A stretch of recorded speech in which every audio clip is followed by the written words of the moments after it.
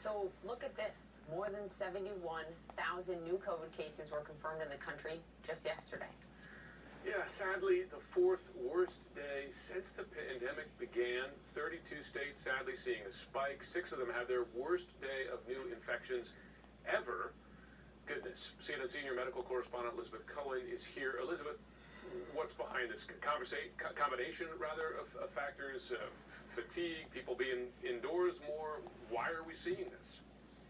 I think you just named the two big ones, Jim, that people are having fatigue. It is tough to keep up these measures, although it is so important. And also, as the weather gets colder, more people are going indoors. So what used to be a picnic or a barbecue where you could be outside and spaced apart, now those people are all in one person's living room, and that is not good. Even if you are wearing a mask, that is problematic.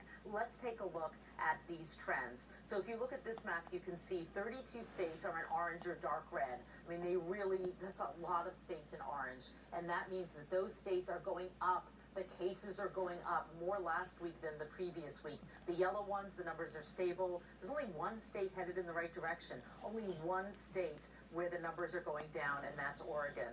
Now let's take a look. 6 states are showing their highest daily case count ever. 6 states: Ohio, Indiana, Illinois, Oklahoma, Montana, and Utah, more cases than they've ever had during this pandemic. And it's not just a matter of cases, it's also sadly a matter of deaths. If you take a look, 28 states, their death rates are going up.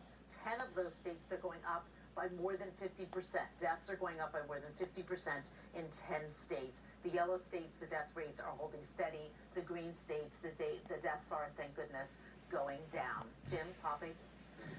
Elizabeth, a major move by the FDA yesterday, and that is authorizing the use of remdesivir for patients hospitalized with coronavirus. People may know this because the president took it.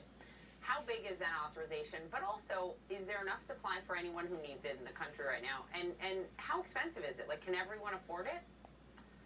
Those are great questions, because I'll tell you that this approval from the FDA in many ways is technicality. It got an emergency approval back in May, and now it's getting sort of the full regular FDA approval. However, there are a couple of questions here. One is about efficacy. In the meantime, the World Health Organization came out with a study that was bigger than the original study that was done that got remdesivir its approval. The new one says it doesn't work. The old one said, oh, it cuts a few days off of a hospital stay. This new World Health Organization one says it just doesn't work. Now, Gilead, the company that makes remdesivir, says, oh, that WHO study, and they sort of poke holes in it, but still a concern that this drug is too pricey, also concerns that there isn't enough of this drug to go around for everybody. Poppy, Jim? Yeah, I mean, those are two big issues for folks who might rely on it. Elizabeth, thanks a lot for the reporting. Have a good weekend. So in an hour, we're going to